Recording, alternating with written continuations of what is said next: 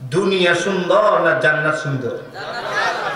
অথচ আমাদের মেহনতটা হলো দুনিয়াতে থাকার জন্য, কিন্তু বাস্তব কথা হলো ভাই, দুনিয়াতে কেউ ছিল না, এখন আসি, সামনে থাকবো না। কথা বলেন ঠিক কি? একদিন আমাদের মরণ আছে না নাই? পিছনের বাইরা চিৎকার দিয়ে বলেন, আমাদের একদিন মরণ আছে না নাই? আল্লাহ রাব্বুল আলামিন কোরআনে কারিমে বুঝাইছেন, তোমার না শুধু তুমি মানুষের সাথে আমি কথা বলি যে তা না। কোরআন বিজ্ঞানময় কোরআন, জামে মানে কোরআন। এই কোরআনের মাঝে সমস্ত প্রাণীকে নিয়ে কথা বলা হয়েছে, সমস্ত বিশ্বের তথ্য দেওয়া হয়েছে। সময় হয় কিনা জানি না আপনাদেরকে বলা, খুব ভালো করে শুনবেন। আপনি আমি যে কোরআনের অনুসারী, যেই পয়গম্বরের অনুসারী, যেই দ্বীন ইসলামের অনুসারী, পৃথিবীতে এমন কোন পয়গম্বর, এমন কোন অনুসারী, এমন কোন কিতাব আজ পর্যন্ত নাই। বলেন আছে? কোরআন জামে মানে, এই কথাটা একটু বলি আপনাদেরকে বোঝার জন্য। কোরআনে একমাত্র কিতাব বিশ্বের মাঝে, যে কিতাবের মাঝে সমস্ত গ্যালাক্সি, সমস্ত তারকা, সমস্ত জগতে যত জগৎ আছে, সমস্ত জগতের তথ্য আল্লাহ কোরআনে কারিমে দান করছে। সুবহানাল্লাহ। আমার ভাইরা, এই কোরআনুল কারিমে অনুসারী আমরা হইতে পেরে খুশি না বেজার? আমরা কোরআনের অনুসারী। এই কোরআনের মাঝে আল্লাহ তাআলা বলছেন, শুধু মানুষ না, সমস্ত জিন, সমস্ত মানুষ, সমস্ত প্রাণী, সমস্ত মখলুক, যেগুলো শুধু জমিনের উপর আছে সেগুলো না, বরং জমিনের উপরে তো সবচেয়ে যে প্রাণীটা তিমি মাছ, যেটা টনকে টন প্রতিদিন খাবার খায়, যেখানে কোনো রাজা নাই, বাদশা নাই, পুলিশ নাই, কোনো বাহিনী নাই, যাদের কোনো ব্যবসা নাই, সেই সমুদ্রের ভিতরে সবচেয়ে যে প্রাণীটা বেশি খাবার খায় প্রতিদিন, সেটা হলো তিমি মাছ। সেই তিমি মাছটাকে আমি আল্লাহ প্রতিদিন টনকে টন খাবার দেওয়াই। সুবহানাল্লাহ। একটা দুইটা না, হাজার হাজার তিমি মাছ, হাজার হাজার রকমের প্রাণী সমুদ্রের মাঝে আছে, যাদের কোনো রাজা নাই, বাদশা নাই, দল নাই, যাদের কোনো ব্যবসা নাই, বাণিজ্য নাই, ক্ষেত নাই, কৃষি নাই, কিন্তু রিজিক দেন কে? আল্লাহ। আল্লাহ রাব্বুল আলামিন বলেন, কুল্লু মান আলাইহা ফান। বান্দা, তুমি মনে করতেছো শুধু তোমাকে বলি না, তুমি শুধু না, কুল্লু মান আলাইহা ফান ওয়া ইয়াবকা ওয়াজহু রাব্বিকা যুল জালালি ওয়াল ইকরাম।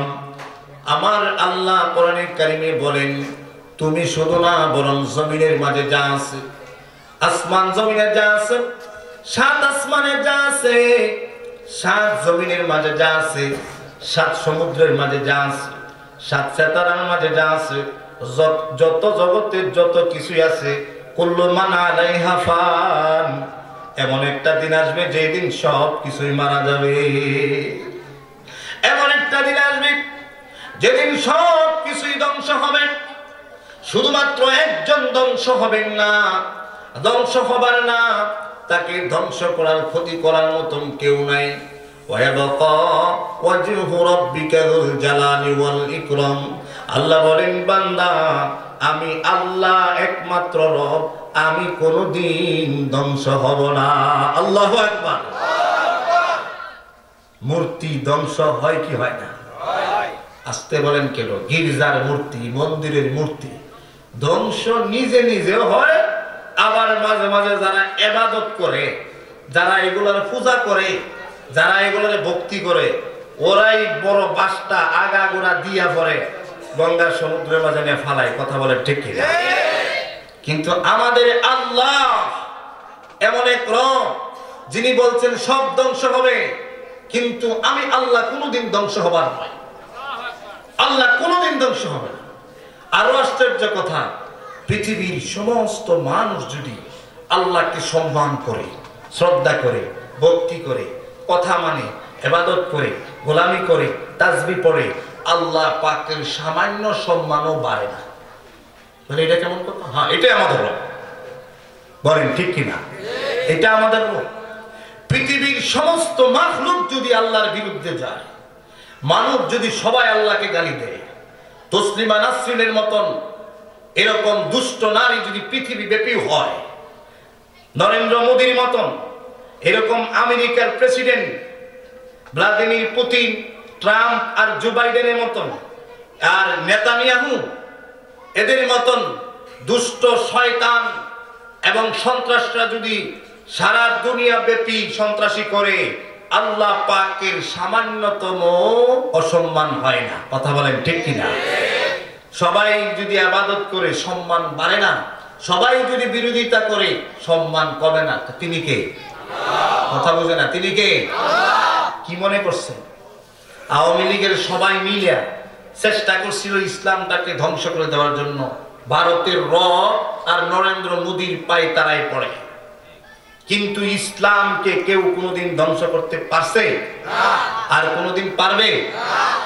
যারা আছেন বর্তমানে যদি কোনোভাবে চেষ্টা করেন কোরআনকে দমিয়ে দেওয়ার জন্য, আলেম ওলামাদের কণ্ঠকে স্তব্ধ করে দেওয়ার জন্য, কোরআনের বিরুদ্ধাচরণ করে কোরআনের মাদ্রাসার মাহফিলগুলো বন্ধ করে দেওয়ার জন্য, তাহলে নিশ্চিত জেনে রাখতে হবে অতীতে যা হয়েছে আগামী ভবিষ্যতে আওয়ামী লীগের চেয়ে আরো পরিণতি আরো খারাপ হবে।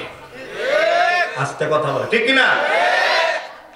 আল্লামা দেলোয়ার হোসেন সাইদি মরণের কথাটা বলতেছি, দুঃখে দুঃখে এই সাইদিরে মারছে জালিমের দল। কথা বলেন ঠিক কিনা? জানাজা পড়তে দিবে না, যেই ব্যক্তিটা জানাজা পড়তে দিবে না ওই ব্যক্তির জানাজা এই জমিনে আর হয় না। আপনারা বুঝেন না? আনোয়ারুল আজিম সে বলেছিল দেলোয়ার হোসেন সাইদির জানাজা এখানে করতে দেওয়া যাবে না। আনোয়ারুল আজিম ভারতের মাঝে এমন ভাবে হত্যা হয়েছে, আমার মনে হয় আল্লাহ পাকের গজব নাজিল হয়েছে, তার এক টুকরা গোশত পাওয়া যায়নি জানাজা পড়ার জন্য। কথা বলেন ঠিক কিনা? এই জন্য ভবিষ্যতে যদি কেউ কোরআনের বিরুদ্ধে যায়, আলেম ওলামাদের বিরুদ্ধে যায়, সাবধান থাকতে হবে। আপনাদেরও জানাজা পড়ার মতন কোনো এক টুকরা গোশত পাওয়া যাবে না। এই জন্য ভাইরা আমার, সবকিছুই ধ্বংস হবে, একজনের ধ্বংস নাই, তিনি কে? আল্লাহ। একজনের ক্ষতি নাই, তিনি কে? আল্লাহ। আসুন তাহলে আমরা জানি রব্বুল আলামিন কোরআনে কারীমের মাঝে বলেছেন, ইয়া আইয়ুহাল্লাযীনা আমানুত্তাকুল্লাহা ওয়াল তানজুর নাফসুম মা কদ্দামাত লিগাদিন ওয়াত্তাকুল্লাহ। রব্বুল আলামিন বলেন, ইয়া আইয়ুহাল্লাযীনা আমানুত্তাকুল্লাহ, হে ঈমানদার তোমরা আল্লাহকে ভয় করো, ভয় করার মতো আরেকটা জিনিস করো, ওয়াল তানজুর নাফসুম মা কদ্দামাত লিগাদিন ওয়াত্তাকুল্লাহ। ওয়াল তানজুর এবং তুমি খুব লক্ষ্য করো, নাফসুম মা কদ্দামাত লিগাদিন, আগামীকাল যখন তুমি মারা যাবে, আগামীকাল যখন তোমাকে কবরে জঙ্গলে একা একা রেখে আসা হবে, ওই দিনের জন্য তুমি কি নেক আমল করেছো একটু তুমি লক্ষ্য করো, একটু তুমি হিসাব করো। কারণ দুনিয়ার হিসাব করলা, মাস শেষে তোমার কয় টাকা আয় হয়, কয় টাকা ব্যয় হয়, পরিবারের সাথে বসে দোকানের ক্যাশ তুমি প্রতিদিন মিলাইলা, কিন্তু আমার আল্লাহ ডাক দিয়ে বলে, বান্দারে ওয়াল তানজুর, একটু হিসাব করো, ওয়া হাসিবু কাবলান তুহাসাবু, একটু তোমাকে হাসরের ময়দানে হিসাব নেওয়ার আগে তুমি ভালো করে একটু হিসাবটা করো। লিগাদিন ওয়াত্তাকুল্লাহ, জান্নাতে যাওয়ার জন্য, আখিরাতে হিসাব কিতাব ঠিক থাকার জন্য তুমি কি কি নেক আমল করেছো। একটু চিৎকার করে বলেন, আমাদের দুনিয়ার হিসাবের মতো আখিরাতের হিসাব করার দরকার আছে না নাই? নামাজ দৈনিক কয়েকটা পড়লাম, আহারে আজকে তো 5 ওয়াক্ত নামাজ ছিল, আমি 3 ওয়াক্ত পড়ছি আর 2 ওয়াক্ত পড়ি নাই, 2 ওয়াক্তের জন্য আমি আল্লাহর কাছে কি জবাব দিব? 10 দিনে যে আমার 20 ওয়াক্ত নামাজ চলে গেল, 1 মাসে যে আমার 2 ওয়াক্ত করে প্রতিদিন 60 ওয়াক্ত নামাজ চলে গেল, আমার এই হায়াতে কত ওয়াক্ত নামাজ চলে গেল, আমি আল্লাহর কাছে এই নামাজগুলোর কি জবাব দেব? এরকম হিসাব করার দরকার আছে না নাই? এই যে কোরআনের আয়াতটুকু আমি আপনাদের সামনে পড়লাম, আল্লাহ তাআলা বলছেন, ওয়াল তানজুর নাফসুম মা কদ্দামাত লিগাদিন ওয়াত্তাকুল্লাহ, আগামী দিনের জন্য, মরণের পরের জন্য, কবরের জিন্দেগির জন্য তুমি কি করলা একটু তুমি লক্ষ্য করো, একটু তুমি লক্ষ্য করো। আর হাদিসের মাঝে আসছে, ওয়া হাসিবু ক্বাবলা আন তুহাসাবু, এই হিসাব করার আগে তুমি হিসাব করো। বলেন, হিসাব করার আগে তুমি কি করো? হিসাব করো। হিসাব কোন হিসাব? যেই দিন আমাদেরকে হাসরের ময়দানে দাঁড় করায় হিসাব শুরু হবে, ওই দিনের হিসাবের আগে আমাদের হিসাব করতে বলছে। ওয়ালা তাকুনু কাল্লাযীনা নাসুল্লাহ, এর বান্দা লা তাকুনু কাল্লাযীনা নাসুল্লাহ ফানসাহুম, ওই সমস্ত বান্দাদের মতো তুমি হয়ো না যেই সমস্ত বান্দারা তাদের নিজেদেরকে ভুলে গেছে, কবরের কথা ভুলে গেছে, মৃত্যুর কথাটা ভুলে গেছে। এমন ভাবে ভুলছে, ভুলতে ভুলতে এমন ভুলছে এখন আর সুদ খাইলে কোনো খারাপ লাগে না, ঘুষ খাইলে কোনো খারাপ লাগে না। কথা বলেন ঠিক কিনা? ভুলতে ভুলতে এমন ভুলা ভুলছে, সারাদিন 5 ওয়াক্ত মুয়াজ্জিন আযান দেয়, আল্লাহু আকবার আল্লাহু আকবার, একটা ওয়াক্ত সে নামাজ পড়ে না। আল্লাহ বলেন এদের মতন তুমি হয়ো না, কারণ এদের মরতে দেরি হবে, জাহান্নামের শাস্তি পাইতে দেরি হবে না। ওয়ালা তাকুনু কাল্লাযীনা নাসুল্লাহা ফানসাহুম আনফুসাহুম উলাইকা হুমুল ফাসিকুন ইন্নাল্লাহা লা ইউহিব্বুল ফাসিকিন। আল্লাহ ফাসিকদেরকে তো ভালোবাসেন, যারা নামাজ ছাড়ছে। আরে যারা নামাজ ছাড়ছে, রোজা রাখে না, হজ করে না, যাকাত দেয় না, দ্বীন ইসলামের কথা শুনে না, মানে না, দাওয়াতের কাজ করে না, সারা দিনে একবার জিকির করে না, আপনি কেমন মুসলমান? আপনি নিজেকে নিজে প্রশ্ন করেন, আপনি কেমন মুসলমান? একটু বলেন তো, আরে আমি কেমন মুসলমান? সারাটা দিন গেল আমি একবার আল্লাহকে আল্লাহ বললাম না, অথচ 3 বার পেটটা ভরিয়া খাইলাম, সুন্দর করে জামা কাপড় পরিধান করলাম, আল্লাহর জমিনে হাঁটলাম, শ্বাস নিঃশ্বাস দিলাম, দোকানের মাঝে যাইয়া খুব সুন্দর করে ব্যবসা করিয়া আমি সন্ধ্যাবেলা 3000 টাকা বাসায় নিয়ে লাভ নিয়ে ঘুরলাম, লাভ নিয়ে গেলাম। কথা বলেন ঠিক কিনা? আল্লাহ বলেন এদের মতো হয়েও না, সারাদিন একটু হিসাব কিতাব করো। এই হিসাব কিতাব করো। হিসাব কিতাব যে করে সে মুসলমান। বেহিসাবে বিনা হিসাবে দুনিয়াতে যারা চলে তারা কোনো মুসলমান। কথা বলে না, তারা কোনো মুসলমান। আমার ভাইরা, আল্লাহ রাসূল সাল্লাল্লাহু আলাইহি ওয়াসাল্লাম বলেন মৃত্যুর কথাটা বেশি বেশি স্মরণ করো। কারণ কি? আকসিরু যিকর হাযিমিল লাযাত, যে মৃত্যুর স্বাদ তোমাকে গ্রহণ করতে হবে 1, যে মৃত্যুর মাধ্যমে তোমার দুনিয়ার বিচ্ছেদ ঘটবে 2, যে মৃত্যুর মাধ্যমে তোমার আত্মীয় স্বজনের বিচ্ছেদ ঘটবে 3, যে মৃত্যুর মাধ্যমে দুনিয়ার আসবাবপত্রের বিচ্ছেদ ঘটবে, যে ঘরে তুমি 60 বছর ছিলা, মরার পরে 1 ঘন্টাও থাকার কোনো অনুমতি নাই। ওই মৃত্যুর সাথে তুমি হিসাব কিতাব করো, ওই মৃত্যুর কথাটা স্মরণ করো, কারণ ওই মৃত্যুর কথাটা স্মরণ করলে আল্লাহ পাক তোমার হেদায়েতের রাস্তা আসান করে দিবেন। কথা বলেন ঠিক কিনা? হাদিস শরীফের মাঝে আসছে, আল্লাহর নবী বলেন যে বান্দা বান্দি আমার যে উম্মতটা দৈনিক 20 বার মরণের কথাটা স্মরণ করবে, জুড়ে বলেন কয়বার? 20 বার যদি কেউ মৃত্যুর কথাটা স্মরণ করে, আল্লাহর নবী বলেন ওই লোকটা যদি 20 বার প্রতিদিন মৃত্যুর কথাটা স্মরণ করার পরে এই লোকটা যদি জিহাদের ময়দানে যুদ্ধ না করেও বিছানার মাঝেও মারা যায়, আল্লাহর পয়গম্বর বলেন আল্লাহ তাকে হুকমান শহীদ মরণ দিবে। 20 বার মৃত্যুকে স্মরণ করেন, কম পক্ষে 20 বার মৃত্যুকে স্মরণ করেন, 20 বার 20 বার। আল্লাহর পয়গম্বর বলেন যে নাকি প্রত্যেকদিন 20 বার মরণকে স্মরণ করবে, আমার বাবা না মারা গেছে, আমার দাদা না মারা গেছে, আমার সামনে মৃত্যু আছে, আমারও একদিন দুনিয়া থেকে চলে যেতে হবে, এরকম ভাবে কেউ যদি 20 বার মৃত্যুর কথাটা স্মরণ হয়, তারে আল্লাহ রাব্বুল আলামিন 3টা পুরস্কার দিবে। বলেন কয়টা? জোরে বলেন কয়টা? 1 নাম্বার, মৃত্যুর সময় আল্লাহ তাকে তওবা নসিব করবে, কালিমা নসিব করবে। সুবহানাল্লাহ, তাওবা নসিব করবে। তাওবা এক হুজুরে মনে হয় আলোচনা করেছেন তাওবার কথা। আমাদের জীবনে গুনাহ আছে না নাই? ও ভাই, গুনাহ কম না বেশি? কথা বলেন না কেন? গুনাহ কম না বেশি? কিন্তু যার গুনাহ বেশি, বেশি গুনাহ হওয়ার পরেও তওবা লিমান ওয়াজিদা ফি সাহিফাতিহি ইস্তিগফারান কাসীরা, আল্লাহর পয়গম্বর বলেন তারে সুসংবাদ দাও যার গুনাহ বেশি এবং সে বেশি বেশি তওবাও করছে। যারা আমলনামায় তওবাও বেশি, গুনাহও বেশি, তওবাও বেশি, গুনাহও বেশি, মাফ চাইছে বেশি, আল্লাহ তাআলা তার জিন্দেগীর গুনাহ মাফ করে দিয়েছে। সুবহানাল্লাহ। এজন্য গুনাহ কম না বেশি? তওবা কম না বেশি করতে হবে? বেশি বেশি তওবা করলে আল্লাহ আমাদেরকে মাফ করে দিবেন। হুজুর আলোচনা করছে, অথচ হাবিব বলেন যে নাকি মৃত্যুর কথাটা দৈনিক 20 বার স্মরণ করবে আল্লাহ তাআলা 3টা পুরস্কার দিবেন। এর মাঝে একটা হলো মৃত্যুর আগে তওবা করার তৌফিক হবে। বলেন না সুবহানাল্লাহ। মৃত্যুর আগে তওবা করার দরকার আছে না? আছে। এখন চিন্তা করেন, মৃত্যুর আগে যে তওবা করব, কোন মৃত্যু?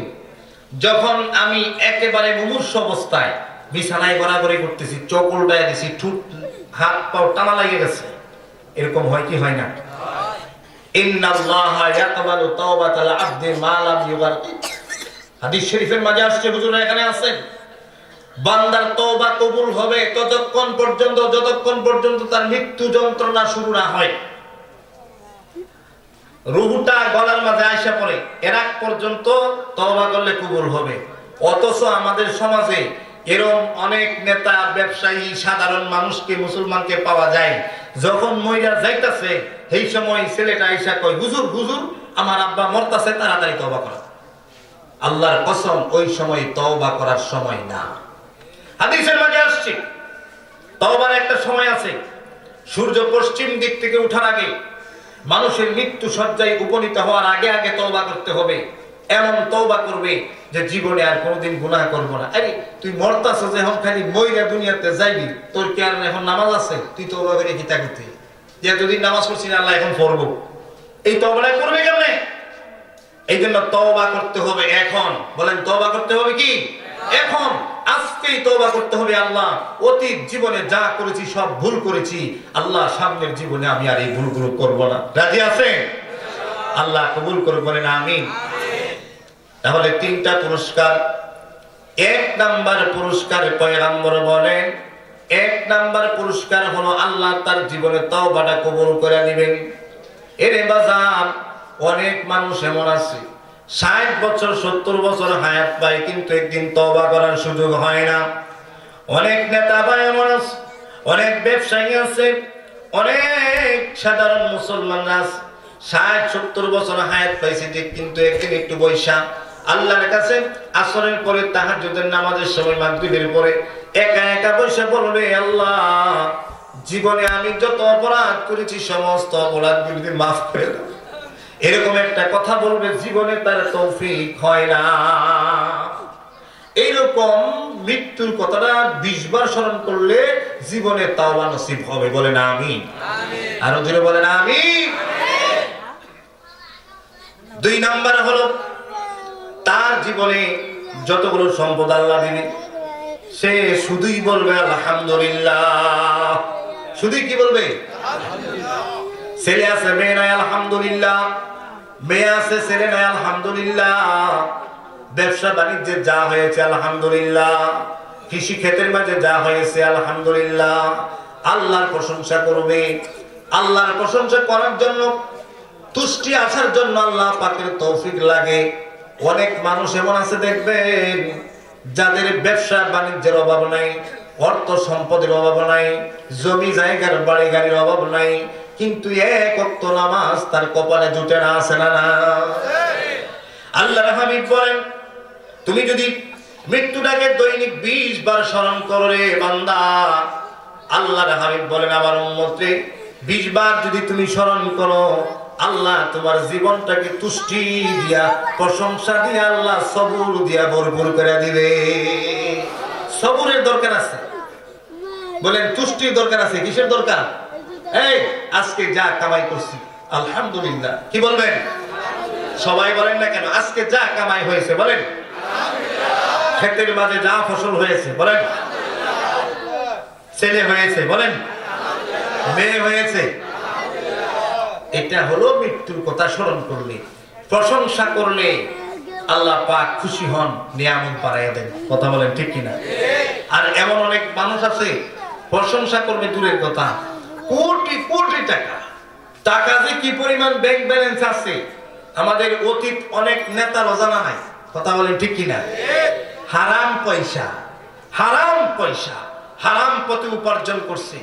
ঢাকা শহরে উত্তরাতে, হ্যাঁ, এদের কয়টা বাড়ি, কত টাকা ভাড়া, ব্যাংক ব্যালেন্সে কত টাকা আছে ওরা নিজেরাও জানে না। এরপরেও ঘুষ ছাড়ে না, এরপরেও সুদ ছাড়ে না, এরপরেও গুনাহ আর অপরাধ ছাড়ে না। আছে না নাই? এই জন্য এদের তো তুষ্টি নাই, এদের তুষ্টি নাই, এদের প্রশংসা নাই। অথচ আল্লাহর হাবিব বলেন, যারা মৃত্যুর কথা স্মরণ করবে বেশি বেশি, আহারে প্রতিদিন মৌতের কথাটা স্মরণ করবে, আল্লাহ পাক তাদেরকে পুরস্কার দিবে তুষ্টি। তুষ্টি মানে অল্পে তুষ্টি, যা হয়েছে আলহামদুলিল্লাহ। এটার আমাদের দরকার আছে না নাই? এটা কিন্তু আপনি পারবেন না। আপনাকে যদি আল্লাহ পাক তৌফিক দেন তাহলে আপনি পারবেন। কথা বলেন ঠিক কিনা? আল্লাহ পাক যদি আপনাকে দিমাগটা, বুদ্ধিটা, বিবেকটা, শিক্ষা দীক্ষার আমলটা যদি আপনাকে তৌফিক দেন তাহলে পারবেন, না হয় আপনি পারবেন না।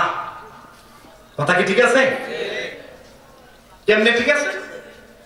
আবু জাহেলের বাড়ি কিন্তু আমার পয়গম্বরের বাড়ি ছিল, বংশ বুনিয়াদ ছিল। আবু জাহেলের অর্থের অভাব ছিল না, ক্ষমতার অভাব ছিল না, নেতা নেতৃত্ব সব ছিল, তার পিছনে অনেক মানুষ ঘুরতো, কিন্তু আবু জাহেলের কপালে কালিমা পড়ার তৌফিক হয় নাই। কথা আসতে বলেন কেন? হয় নাই। আবু তালিবকে আল্লাহর পয়গম্বর এত বুঝান বুঝাইছেন, চাচা ছিলেন, নবীজিকে সব সময় আলগি দিয়ে রাখতেন। কাফেরদের যন্ত্রণা, কাফেরদের হত্যার ষড়যন্ত্র, কাফেরদের দুশ্মনী, কাফেরদের অত্যাচার থেকে আবু তালিব চাচা সব সময় আলগি দিয়ে রাখতেন ভাতিজা মুহাম্মদকে। মুহাম্মদ সাল্লাল্লাহু আলাইহি সাল্লাম যায় বলেন, চাচা আপনি একটু কালিমাটা পড়েন না, একবার একটু কালিমাটা পড়েন, আপনাকে আমি সুপারিশ করে জান্নাতে নিয়ে যাব। সুবহানাল্লাহ। কিন্তু আমার আল্লাহ ডাক দিয়ে বলেন, ইন্নাকা লা তাহদি মান আহবাবতা, তুমি যাকে চাও তাকে ইচ্ছা করলে তুমি হেদায়েত দিতে পারবেন না। আল্লাহ ডাক দিয়া পয়গম্বরে ডাক দিয়া, পয়গম্বর এত চেষ্টা করিয়েন না, কারণ হেদায়েতের চাবিকাঠি আমার হাতে, হেদায়েত দেওয়ার মালিক আমি আল্লাহ, আমি কবুল করার মালিক আমি আল্লাহ। আপনি যদি চেষ্টা করতে করতে পায়ের জুতা একেবারে ক্ষয় করে ফেলেন, আপনি যদি চেষ্টা করতে করতে রাত দিন করেন, আমি আল্লাহ যদি কবুল না করি, তাহলে আবু তালেব কালিমা পড়তে পারবে না, আবু জাহেল দ্বীন ইসলামের জন্য কবুল হবে না। এই জন্য সালমান ফারসি, বহু দূরের রাষ্ট্র পারস্যের একজন সাহাবী সালমান ফারসি একদিন দাঁড়ায় আমার পয়গম্বরে ডাক দেয়া বলে, পয়গম্বর আপনি একটা বিষয় লক্ষ্য করছেন নি? বলে কি? সালমান ফারসি কিন্তু বুদ্ধিমান একজন সাহাবী ছিলেন, তিনি দাঁড়ায় বলেন, পয়গম্বর গো, হেদায়েতের চাবি যদি আল্লাহর হাতে না থাকতো, আল্লাহ যদি হেদায়েতের মালিক না হইতেন, আমার মতন সালমান ফারসি পারস্য থেকে হেদায়েত পাইতাম না। হেদায়েত দেওয়ার মালিক কে? আল্লাহ। আরো যে বলেন কে? আল্লাহ। হযরত বেলাল হাবশী দাঁড়ায় একদিন বলেন, ইয়া রাসূলুল্লাহ, ইয়া হাবিবাল্লাহ, নবী গো, আপনার হাতে যদি হেদায়েতের চাবিটা থাকতো গো নবী, ও পয়গম্বর, তাহলে আমি বেলাল হাবশী আফ্রিকার জঙ্গল থেকে আমি কালা মানুষটার কপালে হেদায়েত হইতো না। কথা বলেন ঠিক কিনা? হেদায়েত দেওয়ার মালিক কে? আল্লাহ। আল্লাহ। তো তুষ্টি হওয়া যে কথাটা ওখান থেকে আসছে, আপনি যে অল্প পায়া আল্লাহর কাছে শুকরিয়া আদায় কইরা শান্তি অর্জন করবেন। এই ভালো করে বুঝবেন যুবক ভাইরা, অল্প কামাই করবেন, টিউশনি করান, এরপরে অল্প কামাই করেন, সাধারণ একটা জব করেন, আপনার দিনের ভিতরে একটা তৃপ্তি যে আসবে, এটা আল্লাহ পাক দিতে হবে। আল্লাহ যদি না দেয়, চোখে খালি দেখবেন ছোট, আমি যা কামাই এটা হচ্ছে না, আমার আরো লাগবে, দুইটা দোকান আছে আরো লাগবে, তিনটা বাড়ি আছে ঢাকা সিটিতে আরো লাগবে, আরো লাগবে লাগবে করতে গিয়ে নামাজ শেষ, হজ করতে সময় পায় না, যাকাত দিতে হবে এটা সময় পায় না, কারণ তার আরো লাগে। তার কি লাগে? আরো লাগে। অল্পে তুষ্টি হওয়া এটা আল্লাহ পাকের একটা নিয়ামত, এটা সবাই পারে না। আজ থেকে অল্পে তুষ্টি অর্জন করবেন, যাই হবে যতটুকু দেন কি বলবেন? আলহামদুলিল্লাহ। বলেন কি বলবেন? দেখেন এটা বলে কি পরিমাণ প্রশান্তি দিলের ভিতরে আসে, এটা বলে দেখেন কি পরিমাণ প্রশান্তি দিলের ভিতরে আসে। আলহামদুলিল্লাহ, আলহামদুলিল্লাহ এটা বলে।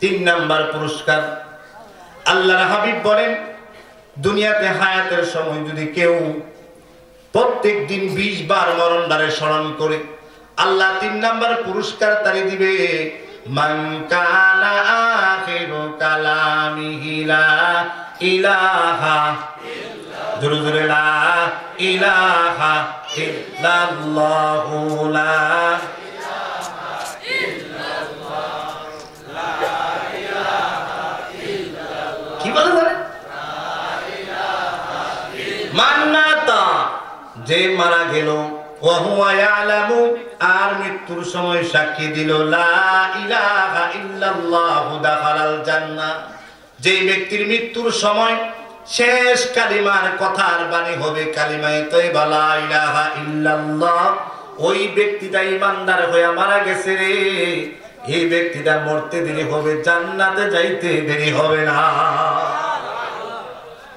মানুষের জীবনে শেষ কথা শেষ সাক্ষী কালিমা হওয়ার দরকার আছে না নাই আছে হাদিসের মধ্যে আসছে মান মাতা ওয়া হুয়া ইয়ালামু আন্নাহু লা ইলাহা ইল্লাল্লাহ দাখালাল জান্নাহ মৃত্যুর সময় কেউ যদি কালিমাটা পড়তে পারে মনোযোগ দিয়ে লা ইলাহা ইল্লাল্লাহ বলেন লা ইলাহা ইল্লাল্লাহ আল্লাহ ছাড়া আর কোনো ইলাহ নাই কোনো মাবুদ নাই এই সাক্ষী যদি দিতে পারে পয়গম্বর নিজের জবান দিয়ে বলছেন অসংখ্য হাদিসের মাঝে আসছে ওই ব্যক্তিটা অবশ্যই অবশ্যই জান্নাতি সুবহানাল্লাহ ওমান মাতা ইউশরিক বিল্লাহ আর যে লোকটা মারা গেল মাজারে সিজদা কইরা কইরা বালা করে বুঝবেন পয়গম্বর বলেন ওমান মাতা ইউশরিক বিল্লাহ আর যে লোকটা মারা গেল শিরিক কইরা আল্লাহ যা পারে বান্দায় তা পারে বলেন নাউজুবিল্লাহ আল্লাহরে সিজদা দিছে বান্দারেও সিজদা দিছে আল্লাহর ঘরেও মান্নত করছে মাজারেও মান্নত করছে আল্লাহরে যেমন মনে করছে কোন মানুষকে যদি মাখলুক এরকম মনে করে ওই ব্যক্তিরা শিরিক মুশরিক হয়ে মারা গেল আর যে মুশরিক হয়ে মারা যাবে দাখালান নার আল্লাহর হাবিব বলেন ওই ব্যক্তিরা অবশ্যই অবশ্যই জাহান্নামী মাজারে সিজদা দেওয়া যাবে না ও আস্তে কথা বলে মনে হয় দেয় এখানে থাকুক সব দিতে সমস্যা হাদিসের মাঝে আসছে মাজারে সিজদা দেওয়া যাবে না বলেন মাজারের মাঝে সিজদা দেওয়া যাবে না আস্তে আওয়াজ হয় কেন যেগুলা মুশরিক আছে এদেরকে জানাই দেন মাজারে সিজদা দেওয়া যাবে না হালাল না হারাম হালাল জোরে বলেন হালাল না হারাম হালাল মাজারের মাঝে সিজদা দেওয়া যাবে পয়গম্বর বলেন লাউ কুনতু আমিরান আহাদান আন ইয়াসজুদা লিআহাদিন লা আমারতুল মারআতান তাসজুদা লিজাওজিহা আমার পয়গম্বর বোঝাই রে উম্মত দুনিয়াতে কোন মাখলুক আর এক মাখলুককে সিজদা দেওয়া যাবে না সাহাবায়ে কেরাম যে আল্লাহর নবী বলেন ইয়া রাসূলুল্লাহ ইয়া হাবিবাল্লাহ নবী গো ইহুদি জাতিরা খ্রিস্টান জাতিরা তাদের পয়গম্বর তাদের বড় হুজুরদেরকে সিজদা করে ও গো পয়গম্বর তাদের পীরদেরকে সিজদা করে পয়গম্বর গো আপনি তো আমাদের বড় পীর বিশ্ব নবী সমস্ত নবীদের নবী সমস্ত রাসূলদের রাসূল ইয়া রাসূলুল্লাহ আমরা কি আপনাকে একটু সিজদা করতে চাই অনুমতি আছেন আল্লাহর পয়গম্বর বলেন আমার নয় বরং পৃথিবীতে যদি কাউকে সিজদা করার অনুমতি দিতেন গো আপনি আমার মা বোনদেরকে স্বামীকে সিজদা করার অনুমতি দিতেন আল্লাহু আকবার কিন্তু আল্লাহর হাবিব বলেছেন আমার উম্মতরা শুনো পৃথিবীতে কোনো মানুষ আরেক মানুষকে সিজদা করতে পারবে না কারণ পৃথিবীর সমস্ত মানুষগুলো আল্লাহর গোলাম বলেন কার গোলাম অথচ সেই মাজারের মাঝে পীরকে সিজদা আমি তো ওপেন গেছি মাইজ ভান্ডার গিয়েছি এই শুরুতে নেই দাড়ি দেখলে তো ওয়াহাবি করে ধরে বাইন্দা রাখতাম যখন হাটহাজারী আরবি বিশ্ববিদ্যালয়ে আমরা পড়তাম তখন মাজারের সিজনে আমি জীবনে একবার গেছি প্রদর্শন করা দেখার জন্য তাও লুকিয়ে এই যে আপনাদের মাফলার বলছেন না মাফলার বাইন্দা শূন্য হয়ে গেছে কারণ দাড়ি দেখা গেলে এটা দাড়ি দেখা গেলে এটা কি তা কথা বলে এটা কি ধরে বাইন্দা রাখে ধরে আটকে রাখে দাড়িগুলো আটকে মাফলার দিয়া পরে গেছি আমি নিজ কানে শুনেছি সন্তান দেওয়ার মালিক কে আপনাদের বিশ্বাস হয় না নাকি আসতে বলেন কেন সন্তান দেওয়ার মালিক কে আল্লাহ তুমি কবুল করে মানুষগুলোর ঈমান বাঁচাইতেছি আল্লাহ বলেন না আমিন আমি নিজ কানে শুনেছি একজন মা কবরের মাঝে সিজদা দিয়ে বলতেছে আল্লাহ বলতেছে বাবা ও বাবা ও বাবা আপনি দেখেন না আমার একটা সন্তানও নাই আপনি আমাকে একটা সন্তান দেন বলেন নাউজুবিল্লাহ আমার ভাইরা পরিষ্কার কথা বলছি, কোরআনে বলেন ইয়াহাবু লিমান ইয়াশাউ যুকুরা, আল্লাহ যারে চাই তারে ছেলে দেয়, আল্লাহ যারে চাই তারে মেয়ে সন্তান দান করে। কথা বলেন ঠিক কিনা? পৃথিবীতে আর কেউ সন্তান দেওয়ার মালিক না, অথচ হাজার হাজার মানুষ না বোঝার কারণে যেই জিনিস আল্লাহর কাছে চাওয়ার দরকার ছিল ওই জিনিসটা সেই মাজারের মাঝে যায় পীরের কাছে চাই। জায়েজ আছে? কথা বলেন না জায়েজ আছে? এই মুশরিক মান মাতা ইউশরিক বিল্লাহ, হাতে ধরে বলি, পায়ে ধরে বলি, অনুরোধ করে বলি, বর্তমানে বাংলাদেশের মাঝে ধর্মের নামে অনেক ধরনের ব্যবসা শুরু হয়ে গেছে। কথা বলেন ঠিক কিনা? ধর্মের নামটা দিয়ে, কারণ ধর্মটা হলো সবার কাছে গ্রহণযোগ্য। ইসলাম ধর্মটা আল্লাহর কাছে যেমন গ্রহণযোগ্য, সাধারণ মানুষের কাছে গ্রহণযোগ্য। এই জন্য অনেক মানুষ ধর্ম দিয়ে ব্যবসা করতে খুব মজা পায়। রাজনৈতিক ব্যক্তি থেকে শুরু করে মোল্লা মৌলবীদেরকে সুদ থেকে শুরু করে এদেশের কিছু ভণ্ড পীরেরা পর্যন্ত আমার ইসলাম পবিত্র ধর্মটাকে দিয়ে তারা ব্যবসা শুরু করে দিয়েছে। কথা বলেন ঠিক কিনা? আপনারা ঠিক বললেও ঠিক, না ঠিক বললেও ঠিক। আপনারা বুঝেন কিনা আমি বুঝি না। ধর্মকে নিয়ে ব্যবসার জন্য করবেন না, কারণ ধর্মটা ব্যবসার জিনিস না। ধর্ম আল্লাহ পাকের মনোনীত ধর্ম, এটা আল্লাহর জন্য আমরা পালন করি। পবিত্র ধর্ম ইসলাম, শক্তিশালী ধর্ম ইসলাম। ইন্নাদ দীনা ইনদাল্লাহিল ইসলাম। সমস্ত ধর্মের মাঝে একমাত্র গ্রহণযোগ্য ধর্ম হলো ইসলাম। কথা বলেন ঠিক কিনা?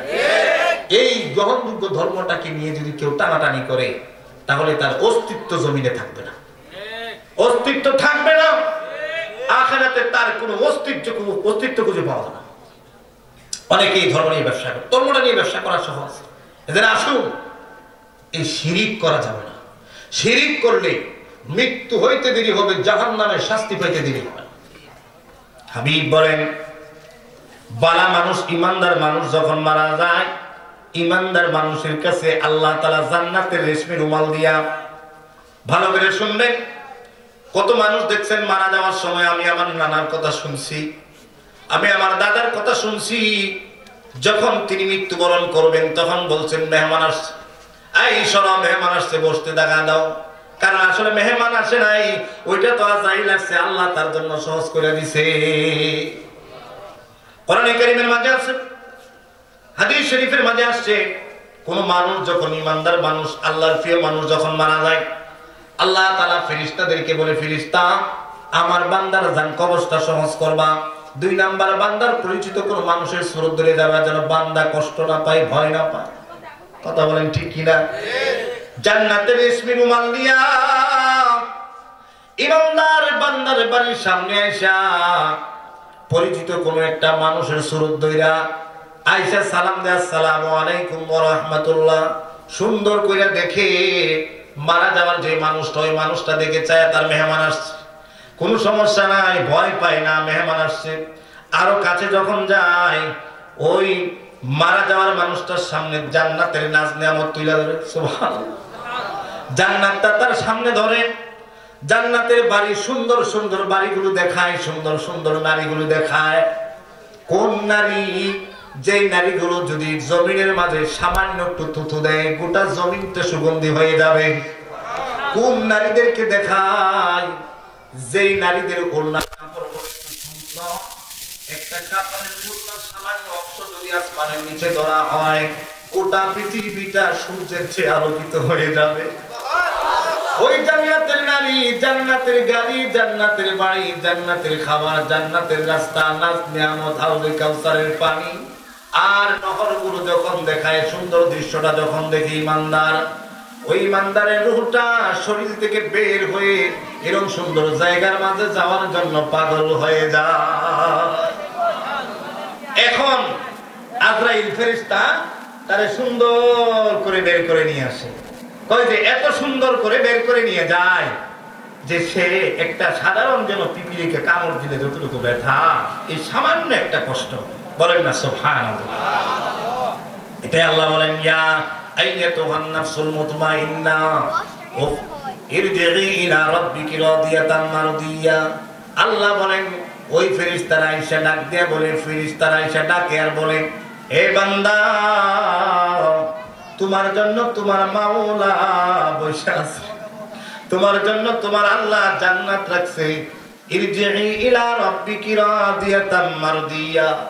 আল্লাহ যেন বলে বান্দা ইরজিই ফিরে আসো ওই জান্নাতে, যে জান্নাতে তুমি ছিলা। সুবহানাল্লাহ। ইরজিই ইলা রাব্বিকি, তুমি তোমার রবের দিকে ফিরে আসো, যে রবের কাছ থেকে তুমি দুনিয়া আসলা।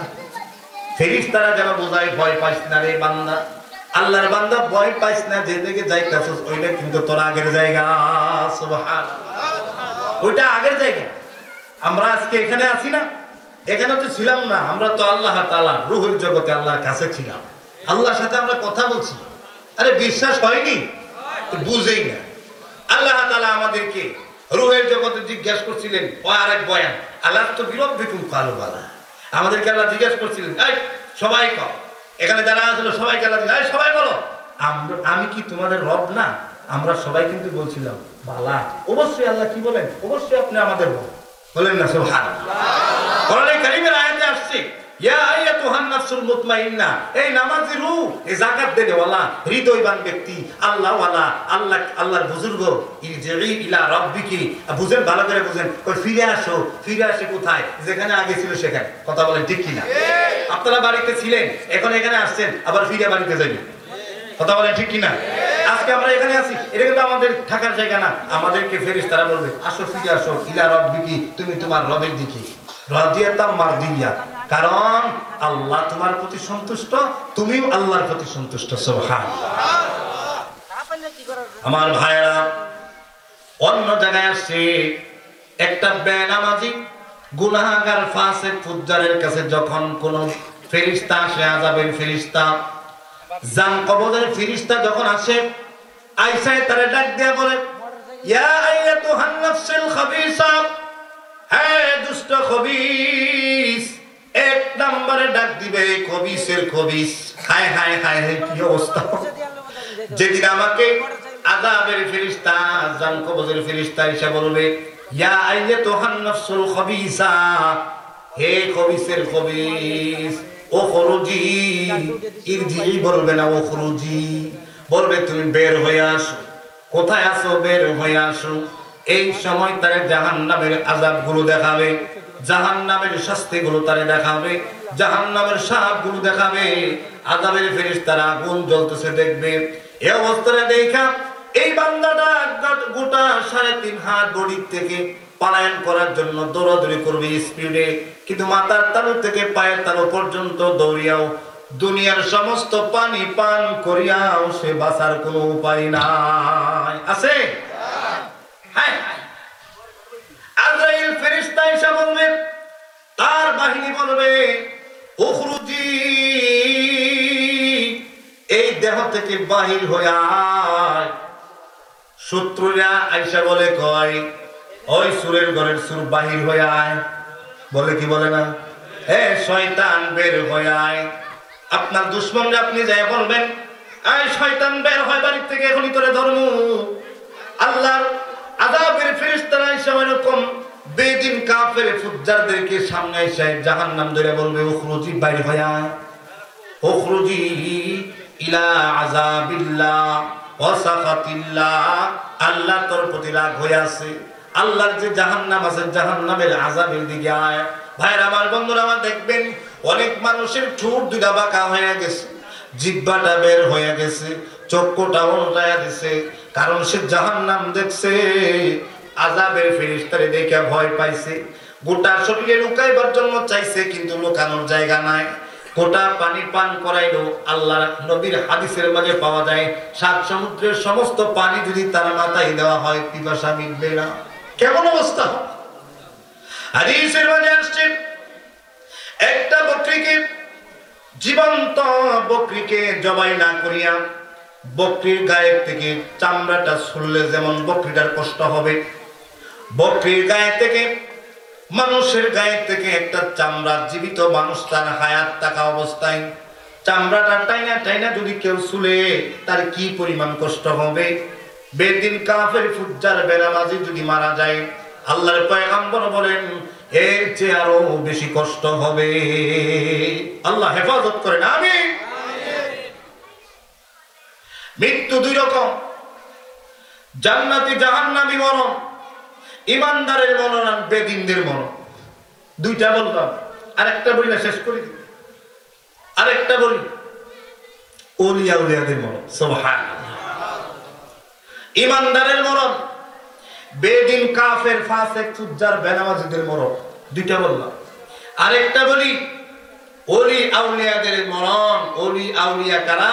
যারা সরাসরি আল্লাহর সাথে সম্পর্ক। সুবহানাল্লাহ। মেম্বারের সাথে যার সম্পর্ক, এর পাওয়ারটা কি? তা এর যন্ত্রণা এলাকার মানুষ বাস করতে পারে না। চেয়ারম্যানের সাথে কি পরিমাণ সম্পর্ক, চেয়ারম্যানের যার সম্পর্ক আছে চেয়ারম্যানের সাথে, এমপির সাথে, মন্ত্রীর সাথে যার সম্পর্ক, হের যন্ত্রণা এলাকার মানুষ থাকতে পারে না। কথা বলেন ঠিক কিনা? যার সাথে সম্পর্ক তিনি করেন আল্লাহ। আল্লাহ আউলিয়াউল্লাহ, আল্লাহ নিজে বলেন, আলা ইন্না আউলিয়া আল্লাহি লা খাউফুন আলাইহিম ওয়া লা হুম ইয়াহজানুন। আল্লাহ নিজে বলেন, এ জানোস নি আউলিয়া আল্লাহ যারা আল্লাহ পাকের ওলি, বলেন কি বন্ধু, আল্লাহ পাকের ওলি বন্ধু, লা খাউফুন আলাইহিম, এদের কারো কোনো ভয় নাই, ওয়া লা হুম ইয়াহজানুন, এদের কারো কোনো পেরেশান নাই। সুবহানাল্লাহ। কি বলে? ওলিয়া উলিয়াদের মৃত্যু থেকে নিয়া, জন্ম থেকে নিয়া মৃত্যু পর্যন্ত, মৃত্যুর পর পর্যন্ত কোনো পেরেশান নাই, ভয় নাই। বলেন না সুবহানাল্লাহ। ওলিয়া উলিয়াদের সাথে থাকলে আমরা একটু রহমত পাইব। কথা বলেন ঠিক কিনা? আলেম ওলামাদের সাথে থাকলে। আমি এখানে বসছি, আমার যদি গরম লাগে ভালো করে বুঝবেন, এখানে পিছনে যদি একটা ছাত্র মানুষ আমারে বাতাস করে, এই হুজুরে আমার কাছে বসছে, সভাপতি আমার কাছে বসছে, খালি শুধু আমারই বাতাস লাগবে না বাতাস দিলে সবারই লাগবে? ওলিয়া উলিয়াদের সাথে সম্পর্ক রাখার দরকার আছে না নাই? ওলিয়া উলিয়াদের সাথে যদি হুজুরদের সাথে একটু সম্পর্ক রাখেন, আখিরাতে নাজাত দিবেন কে? আল্লাহ। আলা ইন্না আউলিয়া আল্লাহ, জাননি যারা আমার বন্ধু, লা খাউফুন আলাইহিম ওয়া লা হুম ইয়াহজানুন, তাদের কোনো ভয় নাই, কোনো পেরেশানি নাই। হাদিস শরীফের মাঝে আসছে, আল্লাহর নবী, বিশ্ব নবী রাহমাতুল লিল আলামিন হাদিসে কুদসি বর্ণনা করতেছেন, মান আদালি ওয়ালিয়ান ফাকাদ আযানতুহু বিল হারব। বুখারী শরীফের হাদিস। আল্লাহ নিজে বলেন, আমার কোন ওলির সাথে যদি কোন বান্দা, কোন দুশমন, কোন ইহুদি, কোন নাসারা, বৌদ্ধ, খ্রিস্টান আর কোন হিন্দু নরেন্দ্র মোদীর মতন শয়তান আমার ওলিদের সাথে যদি দুশমনি করে, নিশ্চিত থাকো আমি আল্লাহ তার বিরুদ্ধে যুদ্ধ ঘোষণা করলাম। বুখারী শরীফের হাদিস। হাদিসটা বলছেন আল্লাহ নবীর মাধ্যমে। কি? মান আদালি ওয়ালিয়ান, ভালো করে বুঝবে, ফাকাদ আযানতুহু বিল হক। বলার তো সময় নাই। আল্লাহ কি বলছেন? যে আমার ওলির সাথে দুশমনি করবে, আমি আল্লাহ তার বিরুদ্ধে যুদ্ধ ঘোষণা করলাম। কথা বলেন ঠিক কিনা? অনেক কথা স্মরণ হচ্ছে, আমি বাইসে বাইসে কথাগুলো বলছি।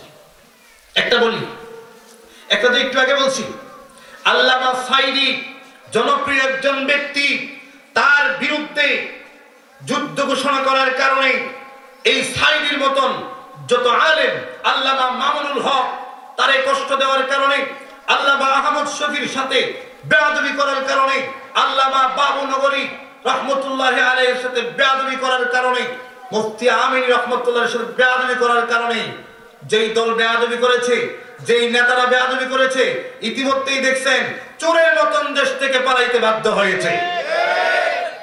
আল্লাহর গজব। কারো লাশ পাওয়া যাবে না, কারো হদিস পাওয়া যায় না। এত ভালো মানুষ দৈনিক বেলে 70 রাকাত নফল নামাজ পড়ে, এরকম ভালো মানুষ কি লেগে ফেলাইছে? আল্লাহ সকলকে বোঝার তৌফিক দান করুন, বলেন আমিন। খাজা মঈনুদ্দিন চিশতি রাহমাতুল্লাহি আলাইহি চার তরিকার একজন বড় পীর, বড় বুজুর্গ, আল্লাহর ওলি মঈনুদ্দিন চিশতি। মঈনুদ্দিন চিশতি রাহমাতুল্লাহি আলাইহি মানুষকে দাওয়াত দেওয়ার প্রয়োজন হইতো না। কোন হিন্দু মানুষ যদি আল্লাহর ওলির চেহারা মোবারক একবার দেখতে আসতো গো, চেহারাটা দেখে সঙ্গে সঙ্গে কালিমা পড়ে মুসলমান হয়ে যাইত। এমন একজন আল্লাহর ওলি মঈনুদ্দিন চিশতি। ভারতের রাজারা দেখতেছে, ভারতের রাজারা দেখে মঈনুদ্দিন চিশতির চেহারা দেখে মানুষ মুসলমান হয়ে যায়। মঈনুদ্দিন চিশতির চেহারা দেখে মানুষ মুসলমান হয়ে যাইতেছে। হিন্দু ধর্ম বাদ দিয়া দিতেছে। বাদশা ঘোষণা দিছে, কেন এই কাজটা হয়? মঈনুদ্দিন চিশতি আনা সাগরের পানি নিয়ে এসে ওযু কইরা কি আমল করে জানি না, সকালবেলা যখন বৈশা থাকে, হিন্দুরা যখন দেখতে যায়, বিধর্মীরা যখন দেখতে চায়, ওলির চেহারা দেখা সাক্ষী দেয়া দেয় এটা আল্লাহর ওলি, আমরা তার হাতে কালিমা পড়ে মুসলমান হয়ে যাইব। সুবহানাল্লাহ। ভাইরা আমার, বন্ধুরা আমার, ওই সময়কার বাদশা ঘোষণা দিয়ে দিল, আনা সাগরের এক ফোঁটা পানি, এক ফোঁয়া আধা কেজি পানি যেন না নিতে পারে।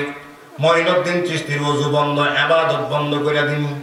অনেক আলেম ওলামাদেরকে জেলে নিয়ে বন্দী করার পরে ওযুর পানি দেওয়া হয় না। কথা বলেন ঠিক কিনা? ওযুর পানি পাওয়ার যোগ্য থাকার পরেও, নিয়ম থাকার পরেও ওযুর পানি দেয় না, কিন্তু ইবাদত বন্ধ হয়ে থাকে না। মঈনুদ্দিন চিশতি রহমাতুল্লাহি আলাইহি ওযুর পানি বন্ধ। মঈনুদ্দিন চিশতি রহমাতুল্লাহি আলাইহি নারিকেলের বাটি ছিল আগে, বাটি হিসাবে ব্যবহার করত। আজ থেকে প্রায় শত শত বছর আগের ঘটনা আমি বলি। বাজান রে, একটা নারিকেলের ছোট্ট একটা বাটি দিয়া পাঠাইছে। খাদেম রে বলছে, খাদেম যাও আনা সাগর থেকে একটু পানি নিয়ে আসো। যেই সাগর থেকে পানি আনা আমার জন্য নিষিদ্ধ, যাইবা একটু পানি আনবা সামান্য, তবে অন্য কোনো পাত্র দিয়া না, আমার পড়া আমার ফু দেওয়া এই নারিকেলের বাটি দিয়া। সুবহানাল্লাহ। ভাইরা আমার, বন্ধুরা আমার, খাদেম যখন পানি আনতে গেছে, আনা সাগরের চতুর্দিকে পুলিশ বাহিনী, র্যাব বাহিনী পানি আনতে ঢুকতেছে। কই যাও কই যাও? পানি আনতে যাই। বলে কেন? আমার ফিসাব বলছে, হুজুরে বলছে একটু পানি নেওয়ার জন্য। বলে কি দিয়ে পানি নিবা? কয় সামান্য একটা নারিকেলের বাটি দিয়ে পানি নিব। পুলিশ তো আর বুঝে না, পুলিশ তো গাদার ঘরের গাদা। কথা বলেন ঠিক কিনা? সামান্য একটা নারিকেলের বাটি দিয়ে পানি নিবে। পুলিশ বলতেছে যাও যাও যাও, এটা দিয়ে পানি নিলে কি ওযু হবে, গোসল হবে? একবার সামান্য একটু তো পানিও পান করতে পারবে না, ওযু করবে দূরের কথা, গোসল করবে দূরের কথা। সামান্য একটা বাটি দিয়ে পানি নিবা, কোনো সমস্যা নাই, নিয়ে যাও। ভাইরা আমার, খাদেম যখন আনা সাগর থেকে এই ছোট্ট বাটি দিয়ে পানি ভর্তি করে নিয়া পীর সাহেবের দরবারে পৌঁছে, দরবারে পৌঁছার সাথে সাথে আল্লাহ এত পরিমাণ ওইরকম রাজার প্রতি অসন্তুষ্ট হয়ে গেছে, সঙ্গে সঙ্গে আনা সাগরটা শুকায় গেছে। পানি দেওয়ার মালিক কে? আল্লাহ। আসতে বলেন, কোন শান্তি দেওয়ার মালিক কে? আল্লাহ। এখন যারা সকালবেলা 3 বেলা পেট ভরে ভাত খাইতেছেন, নামাজ যে পড়েন না, মনে করেন না আপনার খুব খামাই খাইতেছেন, আপনার কামাই না। গরিব মানুষ 5 ওয়াক্ত নামাজ পড়ে তার উসিলায় খাইতেছেন। কথা বলেন ঠিক কিনা? মানলে মানেন, না মানলে নাই। যেদিন গরিব মানুষগুলো মারা যাবে, আলেম ওলামা ইমানদার মারা যাবে, দুনিয়া থেকে বিদায় নিবে, ওই দিন পেট ফোলা মানুষটি, যারা সুদখোর ঘুষখোর মনে করতেছেন যে খুব টাকা পয়সা আছে, কেমন খাইতে পারেন দেখবো নে, দেখবো কেমন খাইতে পারেন। এক বাটি দিয়া পানি আনছে, আনা সাগরের পানি শেষ। এখন কিটা করবে? এক বদনা পানি দিত না ওযু করতো, কারণ ওযু করলে মঈনুদ্দিন চিশতি রহমাতুল্লাহ আলাইহি যদি দোয়া করে আল্লাহর কাছে, যেটা কয় সেটা কবুল হয়ে যায়, যে আসে হ্যাঁ মুসলমান হয়ে যায়। মৌলবী তো আটকাইতে হবে, নাহলে তো সব মুসলমান হয়ে যায়। মৌলবীদেরকে আটকায়া রাখলেও মৌলবীদের কার্যক্রম বন্ধ করা যায় না। মৌলবীদের কার্যক্রম বন্ধ করা যায় না, কারণ এই কাজের দায়িত্ব নিয়েছেন কে? আল্লাহ। আসতে বলেন কেন? এই কাজের দায়িত্ব নিয়েছেন কে? আল্লাহ। আমার ভাইরা, সমুদ্রের পানি নাই, মায়ের বুকের দুধের স্তরে কোনো দুধ নাই, গরু ছাগলের দুধের স্তনে কোনো দুধ নাই, সব শুকায় গেছে। সবাই এখন শুধু আল্লাহ বিল্লাহ করতেছে। আর এদিক দিয়া হিন্দু বাদশা, সে জিজ্ঞাসা করতেছে কি হয়েছে কি হয়েছে। পুলিশ বলে সামান্য একটু পানি নিছে। কে নিছে? মঈনুদ্দিন চিশতি রহমাতুল্লাহ আলাইহি খাদেমে নিছে। সমস্যা তো এই জায়গায়। হিন্দু হইলেও বিশ্বাস করছে, ওই যে মঈনুদ্দিন চিশতি এই কাম করাইছে। এমনি কাজ করলে হবে না, ছোট হওয়া যাবে না। আলেম ওলামাদের কাছে ক্ষমা চাওয়ার তো সম্ভব না, কারণ আমি না নেতা, আমি না খেতা, আমারে সবাই চিনে, আমি আলেমুল আমাদের সামনে মাথা নত হইতে পারবো না। যাও মুসলিম ফকিরকে গ্রেফতার করলো, উর্দুতে কয় তো মুসলিম ফকিরকে গ্রেফতার করলো, এই ফকিরের ধইরা গ্রেফতার করে আমার কাছে নিয়ে আসো। পুলিশ বাহিনী গেছে, ওখানে যাওয়ার পরে মঈনুদ্দিন চিশতির চেহারা দেখার পরে বলতেছে কি জন্য আসছেন? বলে আপনাকে গ্রেফতার করার জন্য আদেশ করা হয়েছে। বলে গ্রেফতার তো করবেন, আসেন, আও আও বৈঠ, কুছ ওয়াক্ত বৈঠ, সামান্য সময় বসো, আমার কাছে আসো, আগে চা বিস্কিট খাও, তারপরে আমার গ্রেফতার করে নিয়ে যাইবা, আমি যাইব, কোনো টেনশন নাই। চা খাওয়ার জন্য, বিস্কুট খাওয়ার জন্য, পুলিশ মানুষ তো এমনি একটু খাওয়ার জন্য ইচ্ছা থাকে, কথা বলেন ঠিক কিনা? মৌলবী হয়েছে তখন হাদিসটারও ঘুরাই দিব, কই হুজুর কতদিন ধরে হালাল পয়সা খাই না, আপনার মতন হালাল পয়সা কার আছে, তাড়াতাড়ি দিন বিস্কুট চানাচুর খায়, কথা বলেন ঠিক কিনা? আমার বাজান, ও বাজান শুনেন, ভালো করে শুনেন, মঈনুদ্দিন চিশতির হুকুমে বসছে, যেই জায়গায় বসছে ওই জমিন ওই পুলিশদেরকে আটকায়া চুমুকের মতন ধরে রাখছে। পুলিশ আর উঠতে পারে না, মূর্তির মতন বসে রয়েছে, ডানে বামে তাকাইতে পারে না। আল্লাহু আকবার। হিন্দু রাজা বলতেছে কি হইল, পুলিশ বাহিনী, পুলিশ প্রধানকে পাঠাইলাম, রেপ বাহিনীকে পাঠাও, রেপ বাহিনী গেছে, তারা ওইভাবে বসে রয়েছে সিটুয়া। এরপরে সেনাবাহিনীর ডাক দিছে, কি করা, তোমরা পাঠাইলে তো তোমরাও যায় মৌলবীর এখানে গ্রেফতার হয়ে যাইবা, আমারে নিয়ে চলো, আমি নিজে সহ যায় মৌলবীর গ্রেফতার করে নিয়ে আসবো। এমনিতে হিন্দু রাজার মা ঘর থেকে বের হয়ে এসে ডাক দিয়া বলে, বাজান একটা কথা বলি, তোমার হাতে ধরি পায়ে ধরি, সাবধান, মঈনুদ্দিন চিশতি আল্লাহর ওলি, যদিও সে মুসলমান, তুমি যদি তার সাথে বেয়াদবি করতে যাও সাবধান, এখান থেকে বের হইবা তো তুমি তার কাছে যায় বেয়াদবি করলে তোমার রাজত্বটা খান খান হয়ে যাবে, ভেঙে টুকরা টুকরা হয়ে যাবে। বলে কি কোন? হ্যাঁ। যখন যায় বলছে হুজুর মাফ করে দেন। মঈনুদ্দিন চিশতি রহমাতুল্লাহ আলাইহি বললেন, যাও খাদেমকে বললেন এক বাটি পানি আছে না, সমুদ্রের মাঝে যায় ছেড়ে দাও। সমুদ্রের মাঝে এক বাটি পানি ছেড়ে দিছে, আল্লাহ পাক সমুদ্রটাকে পানি দিয়ে ভরপুর করে দিছে। শেষ দিকে চলে আসছি, ভালো করে শুনেন, খোদার কসম করে বলছি, আল্লাহর কসম করে বলছি, ফিলিস্তিনের প্রত্যেকটা যোদ্ধার সাথে, প্রত্যেকটা মুজাহিদের সাথে আল্লাহ আছে, ইসরায়েলের সাথে আল্লাহ নাই। কথা বলেন না কেন? ফিলিস্তিনের সাথে আল্লাহ আছে, আজ নহে কাল এই ফিলিস্তিন মুসলমানদের হাতে আল্লাহ পাক তুলে দিবেন, কথা বলেন ঠিক কিনা? আফগানিস্তানে মোল্লা মৌলবীরা যুদ্ধ করছে, যুদ্ধ করতে করতে আফগানিস্তানকে স্বাধীন করছে, করতে করতে এখন দেশ চালাইতেছে। এতদিন তালেবানরা কি ছিল, জঙ্গি আছে, এতদিন তালেবানরা জঙ্গি ছিল, এখন তালেবানরা রাষ্ট্রপ্রধান, এমপি, মন্ত্রী হয়েছে, বলেন না আলহামদুলিল্লাহ। আমাদের বাংলাদেশের একজন আলেম ওই দেশে গেছে, একটা বিশাল বড় বাজারের মাঝে ঢুকছে, আপেল কমলা লেবু কাপড় চোপড় সব রাইখা মানুষ গেছে নামাজ পড়তে। ওখানে জিজ্ঞেস করতেছে, আলেম এ কেয়া বাত হয়, এটা কেমন কথা, সবকিছু খোলামেলা রাইখা চলে গেছে। আমাদের বাংলাদেশে চলে গেলে তো এগুলো সব চুরি হয়ে যেত, এখানে কি চুরি হবে না? চোরদের ভয় নেই। যে লোকটার সাথে কথা বলতেছে তিনি আমাদের বাঙালি আলেমকে উত্তর দিলেন, হুজুর মোল্লা তালেবান এখন দেশ চালাইতেছে, এখন চোর আর নাই, চোরও এখন নামাজ পড়তে গেছে, চোরও এখন নামাজ পড়তে গেছে। আগামী দেশ, আগামী আমার এই জন্মভূমি, মাতৃভূমি, সোনার দেশ, এদেশের আলেম ওলামাদের দেশ, ওলিয়া উলিয়াদের দেশ, মসজিদ মাদ্রাসার দেশ বাংলাদেশ, আগামীতে কোরআন দিয়ে শাসন হবে, কথা বলেন ঠিক কিনা? কোরআন দিয়ে শাসন হবে, কোরআন দিয়ে দেশ পরিচালনা হবে। হযরত নবী করিম সাল্লাল্লাহু আলাইহি ওয়াসাল্লাম যেভাবে দেশ চালাইছেন, আবু বকর, ওমর, ওসমান, আলী, এরকম ভাবে 800 বছর পর্যন্ত ভারত যেভাবে মুসলমানরা চালাইছেন, 200 বছর পর্যন্ত স্পেন যেভাবে মুসলমানরা চালাইছেন, আগামীতে আমার সোনার বাংলাদেশ আলেম ওলামায়ে কেরামের নেতৃত্বে চলবে, কথা বলেন ঠিক কিনা? স্কুল কলেজে কোরআন পড়া বাধ্যতামূলক করতে হবে। কারণ হলো স্কুল কলেজের মাঝে আমাদের মুসলমানদের ছেলেমেয়েরা পড়ে, কথা বলেন ঠিক কিনা? একটা হাফেজ নাই, একটা আলেম নাই, এটা আর করতে দেওয়া যাবে না। বাচ্চাদেরকে বদ্দিন আর বেদিন আর হিন্দু বানাইবার জন্য, বেদিন আর কাফের বানাইবার জন্য স্কুল কলেজের মাঝে সরকারি ভাবে এখনো পর্যন্ত কোনো একটা আলেম হাফেজকে নিয়োগ দেওয়া হয় না। আমার প্রশ্ন হলো, কেন? ইসলামিক সাবজেক্ট আছে, কোরআনের শিক্ষার বিষয় আছে, তাহলে ওখানে কি কারি সাহেবদেরকে এখানে নিয়োগ দেওয়ার দরকার আছে না নাই?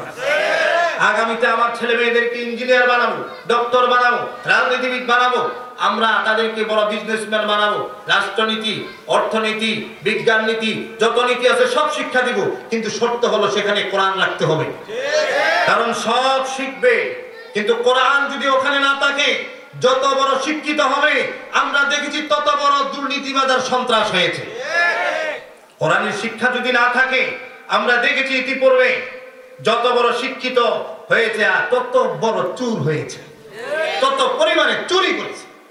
এই জন্য আমরা দলমত নির্বিশেষে আমরা মানুষের কল্যাণের জন্য, দেশের কল্যাণের জন্য, আল্লাহ পাকের কাছে নাজাত আর মুক্তির জন্য আগামীতে কোরআন শিক্ষাকে বাধ্যতামূলক করতে হবে।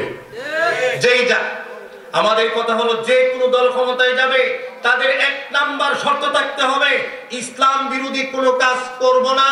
আর প্রত্যেকটা স্কুল কলেজ ইউনিভার্সিটিতে আমরা কোরআনের সাবজেক্ট রেখে সেখানে বাংলাদেশের শীর্ষ আলেম এবং হাফেজদেরকে শিক্ষক বানাই। এরকম একটা প্ল্যান যদি থাকে, আমরা তাদেরকে ক্ষমতায় যাইতে দিব। না হয় শরীরের রক্ত শেষ বিন্দু পর্যন্ত দিয়ে হলেও আমরা কলিজার শেষ কলিজা, আমাদের কলিজার সব রক্তটুকুন দিয়ে হলো আমরা তাদেরকে প্রতিহত করে দেশে ইসলাম কায়েম করব। আল্লাহ তৌফিক দান করুন, বলেন আমিন। যেই কথা বলতেছিলাম, শেষ পর্যায়ে আসেন ওলি আউলিয়াদের মৃত্যু। কথাটা মনে আছে?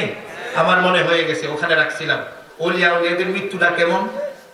এক নাম্বার বলি, মান আহাব্বা লিকা আল্লাহ আহাব্বাল্লাহু লিকাহু। ভালো করে বুঝেন, হাদিস শরীফের মাঝে আসছে, পয়গম্বর বলছেন যে নাকি আল্লাহর সাথে সাক্ষাৎ করতে ভালোবাসে, এই বলেন দুনিয়ার থাকতে না, বরং আল্লাহর সাথে সাক্ষাৎ করতে ভালোবাসে, আল্লাহ বলেন আহাব্বাল্লাহু লিকাহু, আল্লাহ তাআলা তার সাক্ষাতের জন্য বসে থাকে। সুবহানাল্লাহ। আমাদের পয়গম্বরকে এসে বলেন, জিবরাইল আমিন এসে বলে, ইয়া রাসূলুল্লাহ, ইয়া হাবিবাল্লাহ, নবী গো, আপনার যাওয়ার সময় হয়ে গেছে, পৃথিবী থেকে যাওয়ার সময় হয়ে গেছে।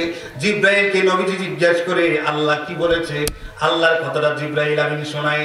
জিবরাইল ডাক দিয়ে বলে, ইয়া হাবিবাল্লাহ, নবী গো, আপনাকে আল্লাহ দুইটা অপশন দিছে, যদি আপনি দুনিয়াতে থাকতে চান তাহলে দুনিয়াতে থাকতে পারবেন, আর যদি দুনিয়া থেকে চলে যাইতে চান তাহলে আল্লাহ আপনার উপরে ইখতিয়ার দিয়ে দিছে, কিন্তু আল্লাহ আপনার সাথে সাক্ষাৎ করার জন্য আকাঙ্ক্ষা করতেছে। সুবহানাল্লাহ।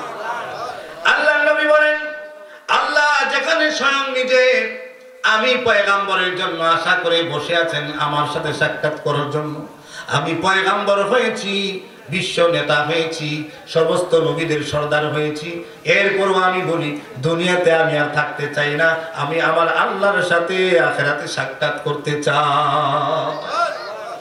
ওলিদের মৃত্যু সহজ সরল। আল্লাহ তাআলা আমাদের সবাইকে আউলিয়া কেরামদের মতো মৃত্যু দান করুন, বলেন আমিন। যে মৃত্যুটা আমাদের সবার সামনে আছে, ওই মৃত্যুকে সব সময় স্মরণ রাখার তৌফিক দান করেন। মৃত্যুকে স্মরণ করে আখিরাতের আমল করার দরকার আছে না নাই? এই ভাইয়েরা ওঠা বসা করবেন না, শেষ পর্যায়ে চলে আসছি। শুনেন, আগামীকাল অর্থাৎ আজকে রাত্রেটা শেষ হইলে ফজরের নামাজ আছে না নাই? কে কে ফজরের নামাজ পড়তেন না হাত উঠান তো। যাই হোক, কে কে ফজরের নামাজ পড়বেন ইনশাআল্লাহ? লিল্লাহি তাকবীর, লিল্লাহি তাকবীর। ফজরের নামাজ পড়ব এটার জন্য হাত তুলছি, কিন্তু পিছে কয়েকজনে হাত তুলছে না। এরা খুব চালাক, এরা অনেক চালাক। এরা চিন্তা করছে এখন কি মৌলবীর কাছে যদি বলি যে পড়বো, পরে যদি না পড়ে ঘুমায় থাকি, সকালে যদি ব্যাট খাইলে মরে যাই, মৃত্যুর যে আলোচনা শুনছি, এরা আসলে ব্যাটিতেছে। সবাই হাত উঠান, হাত উঠান সবাই। সবাই ফজরের নামাজ পড়বেন নি? শুধুমাত্র কালকে না প্রতিদিন 5 ওয়াক্ত নামাজ পড়বেন। আসিফের মতন ছেলে মারা গেছে 16 বছর। আমার মহল্লাতে আমি বলি গত মাসে 3 জন যুবক মারা গেছে, 3 জন, সবার বয়স 25-এর নিচে, এবং 3 জন মোটরসাইকেল চালায় মারা গেছে। আপনাদের একজন মারা গেছে মোটরসাইকেল চালায়। যুবক ভাইরা, হাতে ধরে বলি, পায়ে ধরে বলি, জীবনের অনেক দাম, যে জীবনের অনেক দাম, অনেক মূল্য। এই জীবন দিয়ে আখিরাত কামাইতে হবে। এই জীবন যৌবন আল্লাহ আমাকে দিয়েছেন আল্লাহকে সন্তুষ্ট করে জান্নাতে যাওয়ার জন্য। কথা বলেন ঠিক কিনা? এটাকে হেলায়া খেলায়া গাড়ি কিনে বিভিন্ন নষ্ট করে আমাদের জীবনটাকে নষ্ট করব না। আল্লাহ আমাদেরকে ভালো হয়ে যাওয়ার তৌফিক দেন, মৃত্যুর প্রস্তুতি নেওয়ার তৌফিক দেন। আমার ভাইয়েরা, আমার বন্ধুরা, আমার বাবারা, যুবক ভাইয়েরা, শুনেন, আমি আপনাদের এখানে আলোচনা করেছি, আমি আগেও বলেছি। তো আপনারা এখানে বসেছেন, মাশাআল্লাহ, পরিবেশটা খুব সুন্দর ছিল, কিছু কথা বললাম। আল্লাহ আমাকে আমল করার, আপনাদেরকে আমল করার তৌফিক দান করুন, বলেন আমিন। যুবক ভাইয়েরা তো শেষ পর্যন্ত ছিলেন। এই যে আশেপাশের আওয়াজগুলো বন্ধ হয়েছে, যে কোনো দিন, দিনের যে কোনো কাজে, এমনকি জেহাদ পর্যন্ত যদি দরকার হয়, রাজি আছেননি? জেহাদ পর্যন্ত দরকার হলে রাজি। আজকে কিসের একটা মাহফিল? মাহফিল এটা তো আমাদের পূর্ব প্রস্তুতি, ইমান শিখার মাহফিল, আমল শিখার মাহফিল। এখানে যদি আমার অংশগ্রহণ না হয়, যখন বন্দুকের গুলি চলবে, যখন বোমা পড়বে, যখন কাফেররা চতুর্দিক থেকে আমার নবীর মতন আমাদেরকে গ্রেফতার করে ঘেরাও করে নেবে, তখন আমাদের ইমান নিয়ে কেমনে বেঁচে থাকবে? বলেন, একটা প্রশ্ন আছে না? আল্লাহ আমাদের সবাইকে মাফ করে দেন, আমিন বলেন নাকি? আল্লাহ আমাদের সবাইকে মাফ করে দেন।